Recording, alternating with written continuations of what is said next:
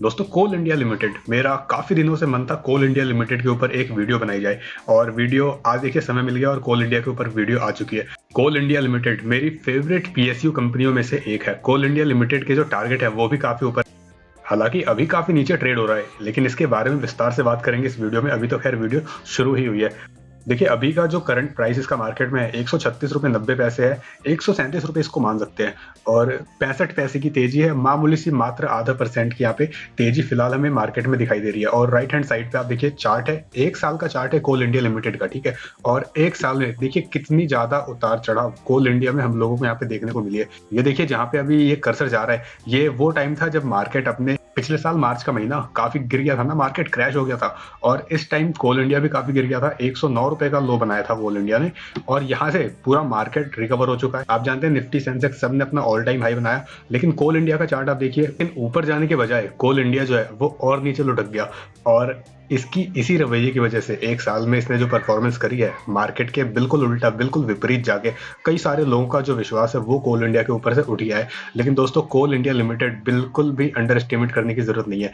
देखिए कोयले की जो डिमांड है इंडिया में, ना सिर्फ इंडिया में बल्कि दुनिया भर में काफी बड़ी डिमांड है। और कोयले का इस्तेमाल कहाँ कहाँ होता है वो मैं आपको एक बार बताना चाहता हूँ। वैसे आप जानते हैं, आप तो काफी जानकार हैं। सबसे पहले कोयला जो है वो देखिए most affordable source of energy है इंडिया के अंदर में, ठीक है। और कोयला जो है वो मेनली इस्तेमाल भी किया जाता है किस चीज में, power generation in thermal power plants. Thermal power के अंदर जो पावर जनरेट होती है उसके पीछे कोयले का ही इस्तेमाल होता है एनर्जी को जनरेट करने के लिए। स्टील प्रोडक्शन में कोयले का इस्तेमाल होता है। कोकिंग कोल एक कोल की वैरायटी है, कोल इंडिया इसका भी निर्माण करती है। उसके बाद देखिए कोयले को लिक्विफाई किया जाता है और गैसिफिकेशन किया जाता है किस चीज के लिए, तो सिंथेटिक फ्यूल बनाने के लिए। एल्यूमिनियम रिफाइनरीज के अंदर भी कोयले का इस्तेमाल किया जाता है। पेपर मैन्युफैक्चरिंग के लिए अंदर भी कोयले का इस्तेमाल किया जाता है और केमिकल एंड फार्मास्यूटिकल इंडस्ट्रीज के अंदर भी कोयले का इस्तेमाल है। तो कोयले का तो इस्तेमाल काफी ज्यादा होता है, ये बात हम जानते हैं। तो सवाल ये उठता है कि अगर इतनी डिमांड है कोयले की तो कोल इंडिया जो है वो इतना अंडर एस्टिमेट क्यों कर रहा है, मार्केट में ऊपर क्यों नहीं जा रहा है। इसका प्राइस जो है वो काफी टाइम से एक ही रेंज के अंदर ट्रेड होता हुआ हम लोगों को यहाँ पे दिखाई दे रहा है। आखिर कब कोल इंडिया ऊपर जाएगा और जो इन्वेस्टर इसमें ऊंचे के लेवल पे शेयर लेके बैठे हुए हैं, उनकी जिनकी कॉस्ट ज्यादा है, उनको कब अपना प्रॉफिट मिलेगा कोल इंडिया के अंदर में। सारी बातों पे डिस्कस करेंगे। इस वीडियो को लाइक कर दीजिएगा इस वीडियो को और सब्सक्राइब करके रख लीजिएगा चैनल को, बेल नोटिफिकेशन को भी जरूर से ऑन करके रख लीजिएगा। देखिए सबसे पहले रिटर्न की प्रोफाइल देख लेते हैं कोल इंडिया लिमिटेड की। एक हफ्ते में 2.24% के पॉजिटिव रिटर्न है, एक महीने में भी 2.67% के पॉजिटिव रिटर्न है, 3 महीने में भी पॉजिटिव है कोल इंडिया। हालांकि मामूली सी तेजी है, मात्र 11.5% के आसपास तेज है। उसके बाद देखिए 1 साल में गिरावट है, करीब 24% की गिरावट है, 3 साल में 56% की गिरावट है और 5 साल में भी 54% से ज्यादा की गिरावट है कोल इंडिया लिमिटेड में। देखिए वैल्यू काफी ज्यादा है कोल इंडिया में और कुछ की मैट्रिक्स देख लेते हैं। प्राइस अर्निंग रेशियो इस समय काफी ज्यादा लो कोल इंडिया की 6.61 पे आ रही है। अर्निंग पर शेयर देखिए कितनी जबरदस्त है, 20.5 रुपए से ज्यादा की अर्निंग पर शेयर है। कोल इंडिया का मार्केट कैप देखेंगे तो 84,336 करोड़ से ज्यादा की है और मार्केट कैपिटलाइजेशन के हिसाब से कोल इंडिया जो है माइनिंग सेक्टर में बिलोंग करता है और माइनिंग सेक्टर में कोल इंडिया नंबर 1 पे आता है। अगर हम मार्केट कैपिटलाइजेशन के हिसाब से देखेंगे तो प्राइस टू बुक रेशियो भी 2.59 टाइम्स है कोल इंडिया का। और सबसे ज्यादा अट्रैक्टिव चीज जो कोल इंडिया के अंदर इन्वेस्टमेंट करने के लिए प्रेरित करती है, इसका डिविडेंड यील्ड आप देखिए 8.78% की डिविडेंड यील्ड है। किसी भी मेजर बैंक में आपको एफडी में भी इतना इंटरेस्ट नहीं मिलेगा जितना ये इन्वेस्टमेंट पे 1 साल में दे देते हैं कोल इंडिया लिमिटेड डिविडेंड के रूप में अपने इन्वेस्टर्स को। फेस वैल्यू भी 10 रुपए है, काफी बढ़िया बात है। आगे स्प्लिट होने के भी चांसेस होते हैं अगर फेस वैल्यू 10 होती है या फिर 5 होती है। 52 वीक हाई 180 रुपए, 52 वीक लो 109 रुपए 55 पैसे। देखिए की मैट्रिक्स तो हम लोगों ने देख ली कोल इंडिया लिमिटेड के, काफी ज्यादा अट्रैक्टिव है वैल्यूएशन वाइज और फाइनेंशियल्स देखना भी काफी ज्यादा इंपॉर्टेंट होता है किसी भी कंपनी में इन्वेस्टमेंट करने से पहले। तो कोल इंडिया लिमिटेड के क्वार्टरली रिजल्ट को, 2 क्वार्टर के रिजल्ट को हम लोग यहाँ पे अभी फिलहाल कंपेयर करने वाले हैं। Q2 और Q3 को हम आपस में कंपेयर करेंगे। हम लोग यहाँ पे राउंड फिगर में बात करेंगे। रेवेन्यू की बात करेंगे तो 22,237 करोड़ का था और दिसंबर में यानी Q3 में रेवेन्यू में आप जंप देखिए 9.43% की जंप है और रेवेन्यू 22,000 से बढ़ के 24,334 करोड़ हो गया है। तो रेवेन्यू में अगर जंप हो रही है तो इसको एक अच्छा ही सिग्नल माना जाएगा। टोटल एक्सपेंस देखिए 18,030 करोड़ था Q2 में, एक्सपेंस बढ़ गया है 19,437 करोड़ हो गया है। एक्सपेंस में जो टोटल जंप हुई है 7.80% की टोटल जंप हुई है।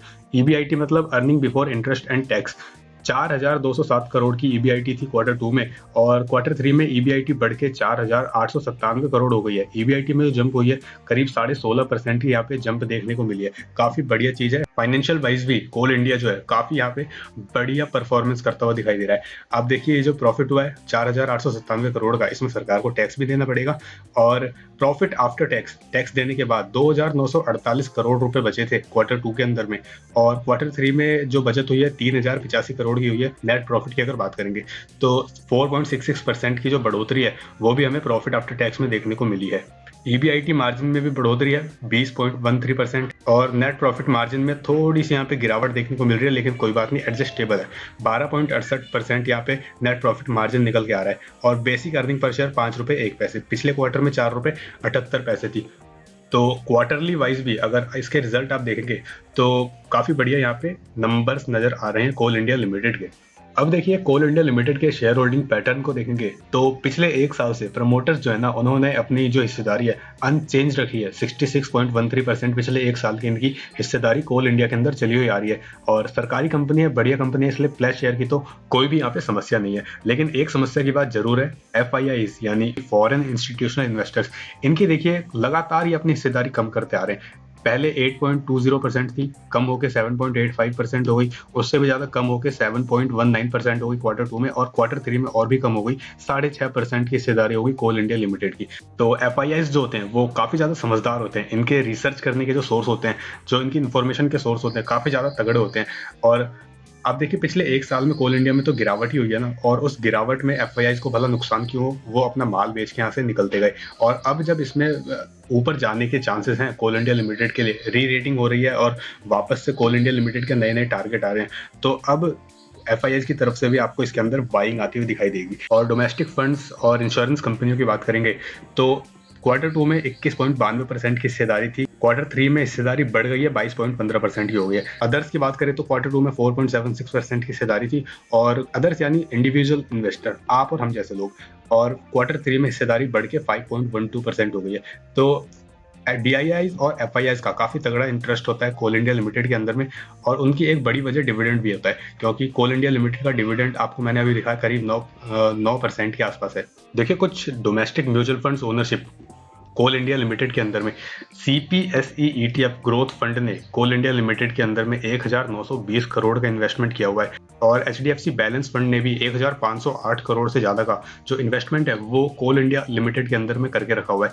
HDFC flexi cap direct fund ने 931.54 करोड़ के शेयर्स खरीद के रखे हुए हैं कोल इंडिया लिमिटेड के अंदर में। देखिए कोल इंडिया लिमिटेड के लिए टारगेट प्राइस जो है 155 रुपए का सामने आया है, और टारगेट किसने दिए? जियोजीत फाइनेंशियल्स करके एक फर्म है, इन्होंने कोल इंडिया पे 155 रुपए के टारगेट दिए हैं, और अभी 100 कितने पे ट्रेड कर रहा था, 136 रुपए 137 रुपए पे अभी ट्रेड कर रहा है, और 155 रुपए के टारगेट है कोल इंडिया लिमिटेड के। हालांकि 155 रुपए टारगेट है, लेकिन ये अपने 52 वीक हाई की तरफ यहाँ पे जाता हुआ दिखाई दे सकता है। 180-185 रुपए तक कोल इंडिया फिलहाल जाता हुआ हम लोगों को दिखाई दे सकता है, जो कि एक अच्छा लेवल होगा अभी के करंट मार्केट प्राइस के हिसाब से। अब देखिए 155-160 रुपए जो टारगेट थे वो तो उस कंपनी के थे जियोजीत फाइनेंशियल्स की तरफ से, लेकिन अगर चार्ट के हिसाब से आप देखेंगे और चार्ट पे कोल इंडिया के अंदर पाइवट पॉइंट का अगर आप इंडिकेटर लगाएंगे और 137 रुपए को बेस प्राइस मान के चलेंगे, तो ऊपर की तरफ 4 टारगेट जो है वो कोल इंडिया लिमिटेड के अंदर निकल के आते हैं।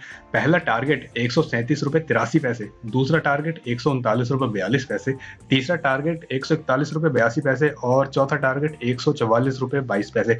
मुझे ऐसा लगता है ये चारों टारगेट, हालांकि पहला और दूसरा टारगेट ज्यादा दूर है नहीं, लेकिन तीसरा और चौथा टारगेट काफी जल्दी आपको अचीव होता हुआ कोल इंडिया लिमिटेड के अंदर में दिखाई देगा। हालांकि मार्केट देखिए थोड़ा सा मार्केट में नेगेटिविटी है इस समय, और अगर गिरावट होती है किसी भी हिसाब से किसी भी तरह से, तो कोल इंडिया आपको किस हद तक नीचे जाता हुआ दिखाई देगा। पहला सपोर्ट जो है 135 रुपए 43 पैसे के ऊपर है, दूसरा सपोर्ट 134 रुपए 62 पैसे के ऊपर है, पाइवट पॉइंट की बात हो रही है, और तीसरा सपोर्ट 132 रुपए 22 पैसे के ऊपर है, चौथा और आखिरी सपोर्ट 129 रुपए 82 पैसे के ऊपर है।